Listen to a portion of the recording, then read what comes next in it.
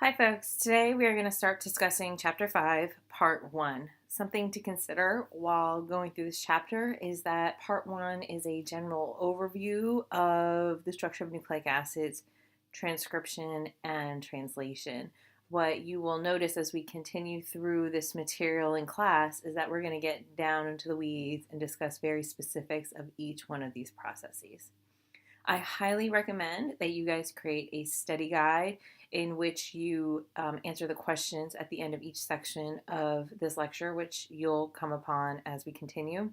And also that you guys watch the YouTube videos, which are hyperlinked into the slides that are posted on Moodle. So today we're going to be discussing the structure of nucleic acids, which you've already learned about in genetics, as well as transcription of proteins and decoding of mRNA by tRNAs. So first, let's discuss the structure of nucleic acids, as well as DNA and RNA structure, protein interactions that affect DNA structure, and the three types of RNAs that function in protein synthesis. So first of all, fundamentally, DNA is an informational molecule that contains what? You guys should be saying nucleotides. And what it does is it basically builds us. So DNA gets transcribed into mRNA, which then gets translated into amino acids or protein. And DNA is arranged in hereditary units that we call genes. There are three distinct roles in protein synthesis by RNA. The first is mRNA, which stands for messenger RNA. A messenger RNA is what DNA is transcribed into.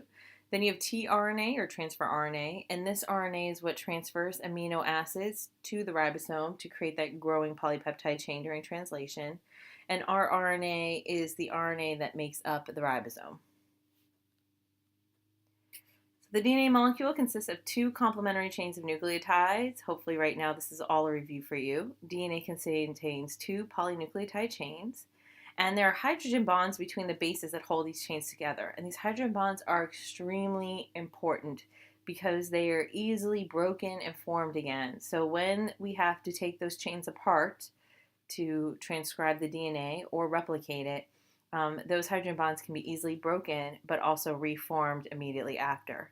And each chain consists of a pattern of 4 nucleotides. Our nucleotides are composed of a 5-carbon sugar, which you guys can see here. You can count all 5 carbons. It usually contains one or more phosphate groups, which is what creates that phosphate backbone. And it also contains a nitrogen-containing base, which you can see here on the adenine, as well as here on the thymine. The bases include adenine, cytosine, guanine, and thymine. The way in which the nucleotide subunits are linked together gives DNA strand a chemical polarity. And the way I like to think about this is think of each sugar, so here we have our sugar backbone and that phosphate, as a block with a protruding 5' end. And then think of a hole on the 3' hydroxyl on the other side. And so what you can see here in this picture is that all the interlocking knobs and holes will have all the subunits lined up in the same orientation. You will be expected to know the difference between RNA and DNA. So RNA's backbone is formed from ribose and consists of the nucleotides uracil, adenine, guanine, and cysteine. RNA transcripts are mass-produced normally and can transcribe only one spot of DNA repeatedly. They're extremely disposable, so if the body decides not to transcribe that DNA into RNA, it will just recycle it and use those nucleotides for something else. An RNA is single-stranded, which means it can fold back on itself and take on various structures. DNA, formed from deoxyribose, consists of thymine, adenine, guanine, cysteine, and it's the cell's archive of genetic material, and there's usually a fixed amount within the cell. So here's just a picture depicting the two different types of nucleic acids. So we've got RNA and you've got DNA. And you can see here the RNA is single-stranded with the nucleotides that it consists of versus DNA, which is double-stranded, and the nuclear bases that it consists of. So I had said this before, DNA can undergo reversible strand separation. So during replication and transcription, the DNA needs to be unzipped and separated to allow for various enzymes and proteins to get in there and do their jobs. And the unwinding or separation is called denaturation or melting of the DNA. And you may see in the videos it being referred to as melting. If you've ever done a PCR, which I think most of you have from genetics lab, you melt the DNA at a very high temperature at the beginning of the process, and that's going to separate the strands. And what is the specific bond that allows for the separation and then reannealing of these strands? So when you are taking apart this DNA, there could be some torsional stress. I always have a hard time saying that. So bacterial genomes have circular DNA as well as mitochondria. And during transcription, parts of the DNA are unwound or overwound, which leads to supercoils, which you can see here. So here's a relaxed circular piece of DNA, and then here you can see the supercoils. Topoisomerase 1, which is an enzyme, relieves the supercoiling. So what it does is it binds the DNA and breaks the phosphodiester bond on one strand and leaves a nick. And that allows the supercoil to unwind. And then once unwound, that topoisomerase will then ligate or glue the strands back together. And I highly recommend you guys watch this video, which will show you exactly how topoisomerase works. As I stated earlier, most cellular RNA, here's a typo and I apologize for it, this should say RNA, are single-stranded. And so they can take on multiple secondary structures. And the reason they can do that is because complementary nucleotides can hybridize to each other. So they can take on a secondary structure like a hairpin or a stem loop or a pseudoknot. So hairpins and stem loops are what we most commonly see. tRNA has a tertiary structure, which you guys should know about from the protein lecture you guys had earlier this week. And then they also can create catalytic RNAs or ribozymes. And that's usually when RNAs are part of a larger protein complex and the RNA is the actual catalytic site. And ribosomes are an example of ribozymes. So what should you know at this point? This is where you could create a really nice study guide. So if you create a study guide, you should know the differences and similarities between DNA and RNA. You should know what supercoiling is and how it's relieved in circular DNA, and also how RNA exhibits various conformations. All right, now we're going to move on to 5.2, which is the transcription of protein coding genes and formation of functional mRNA. So we are going to briefly overview DNA transcription. We're going to discuss prokaryotic operons and eukaryotic gene organization.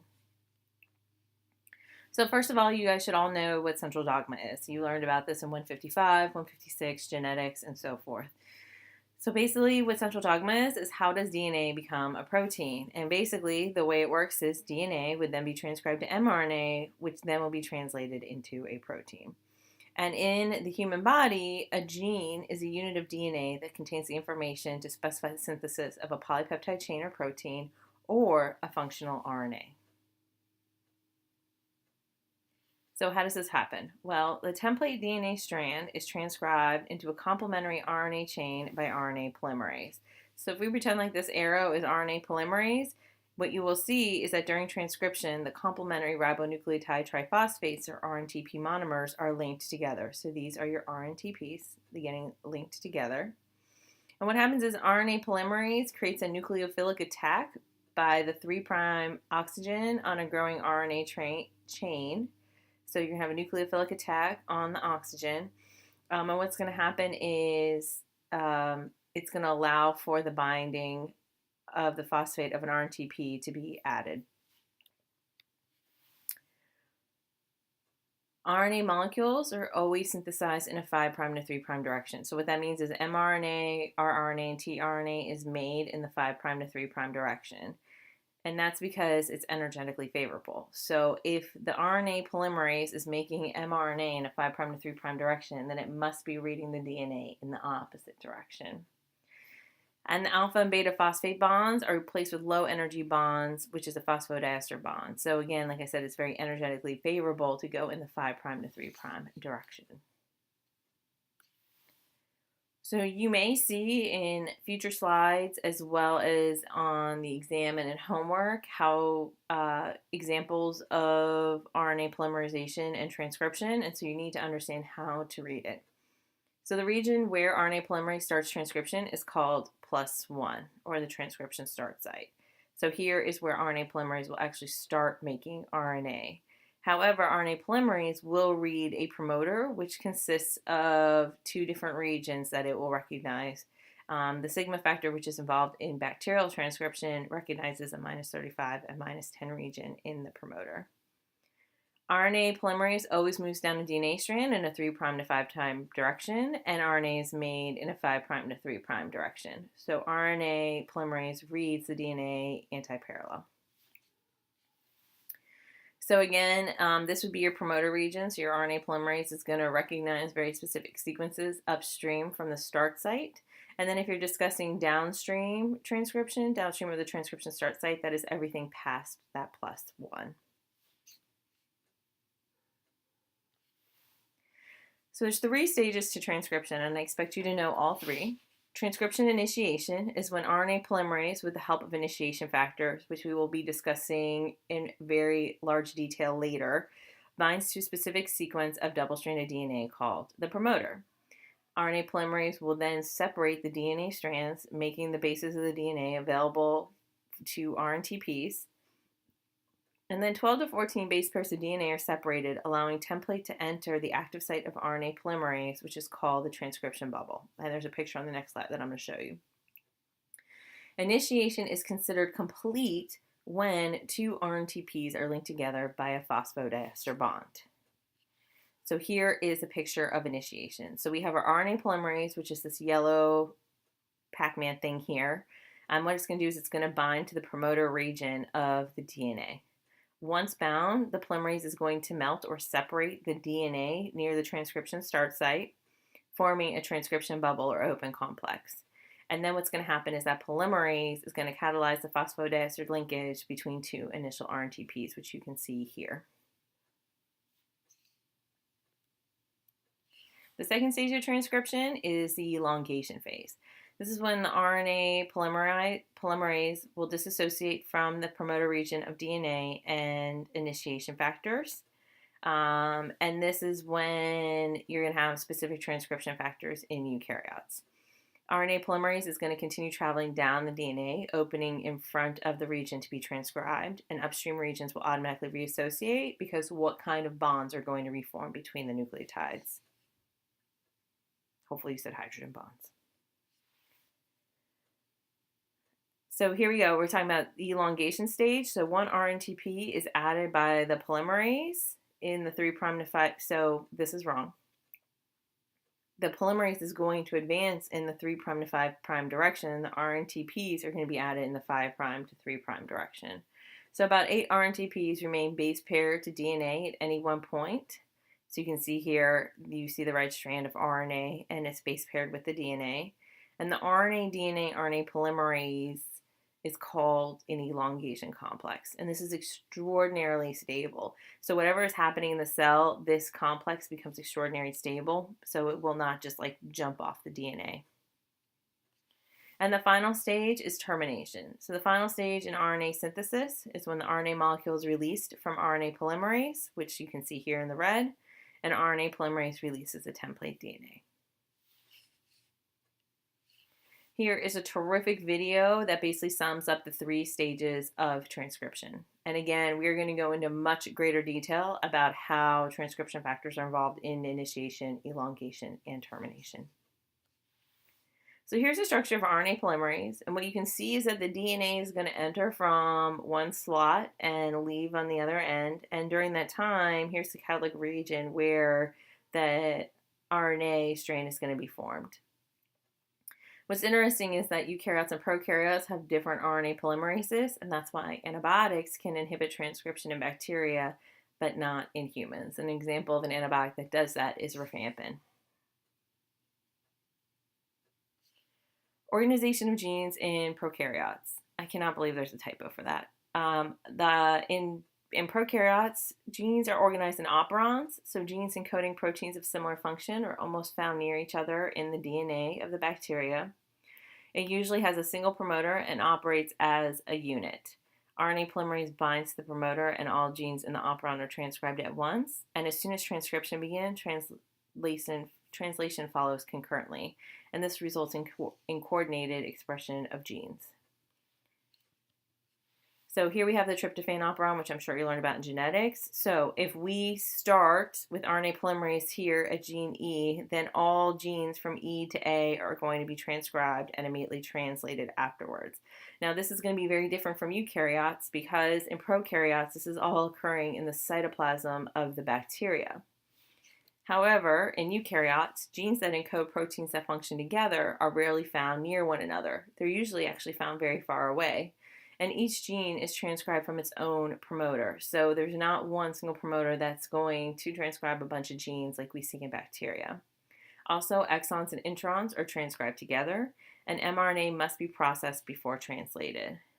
Where does transcription occur in the cell? If you said the cytoplasm, you are wrong. Transcription is going to occur in the nucleus. Translation has to occur in the cytoplasm.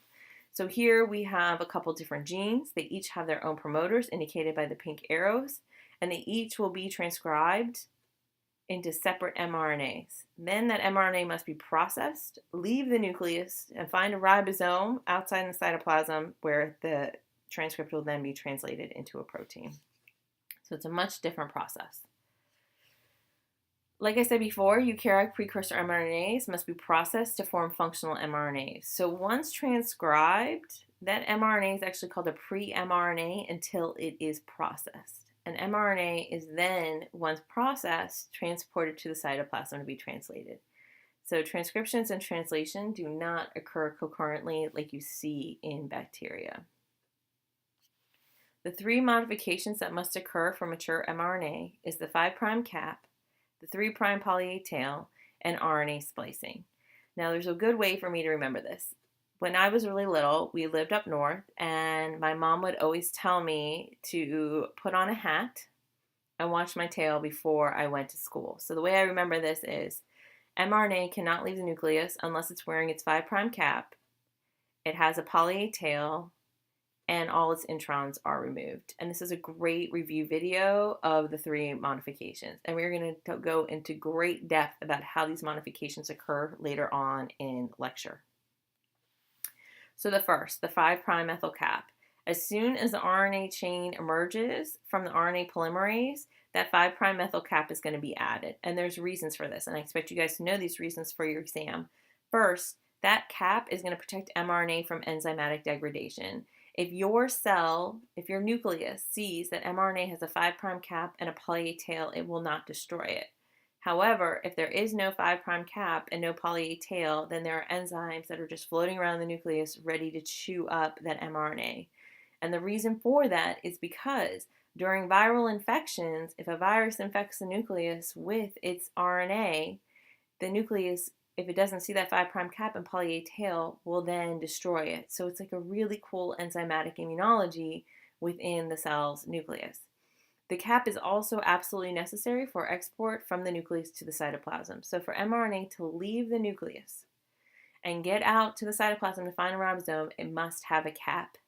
And the cap is necessary for translation. And we'll talk about this later, but that cap is absolutely necessary for the ribosome to form around the mRNA for translation.